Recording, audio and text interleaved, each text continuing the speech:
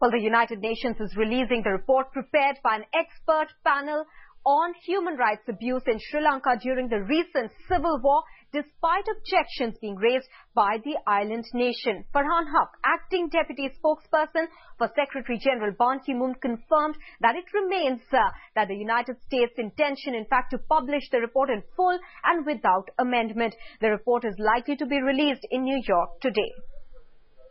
As we've repeatedly said from the outset, it remains our intention to publish the report of the panel of experts on Sri Lanka in full and without amendment. It's our intention to release it as soon as is possible, and we would still like to publish it simultaneously with a response by the Sri Lankan government. As of right now, we're still trying to ascertain whether they are willing to avail themselves of this offer. The Sri Lankan government had warned that the UN's decision to publish the expert panel report could damage the post-war reconciliation process in the country. The report indicts both the Sri Lankan government and the LTT of serious violations that amount to war crimes and crimes against humanity. It is wrong to publish the report. It is equally wrong and unacceptable to take any steps at all on the basis of any finding or recommendation contained in the report.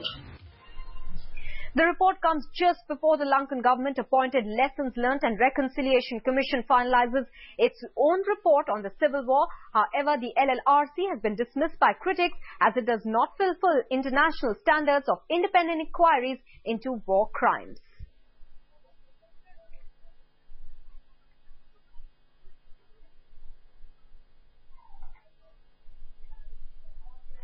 All right, joining us now on the phone line is Lakshman Halagule, who is the Director General Media Centre for National Security, Sri Lanka.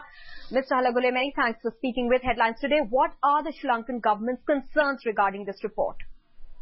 Well, first of all, there is no official report yet handed over by the UN to Sri Lanka government. We have heard many information through media, and we totally reject the information what we have, and we don't accept that report, but because it's a biased report and it's not an international UN report, first of all. And as we have very rightly said from the beginning, this seems to be a biased report because nobody has taken any evidence from... Mr. Halagule, let me interrupt you there for a bit. If you do not know the contents of the report, how are you so sure that they could be biased?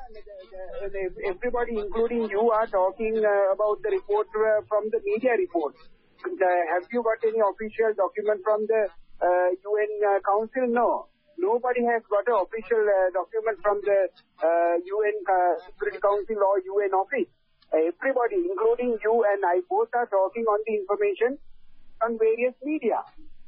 Can you give me a report sent by the UN, please?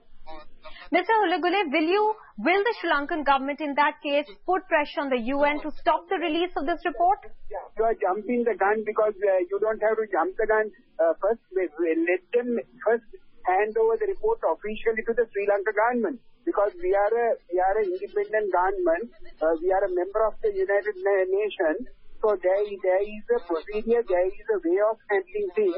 So if they officially hand over, then we have the right to go through the report and either reject or accept.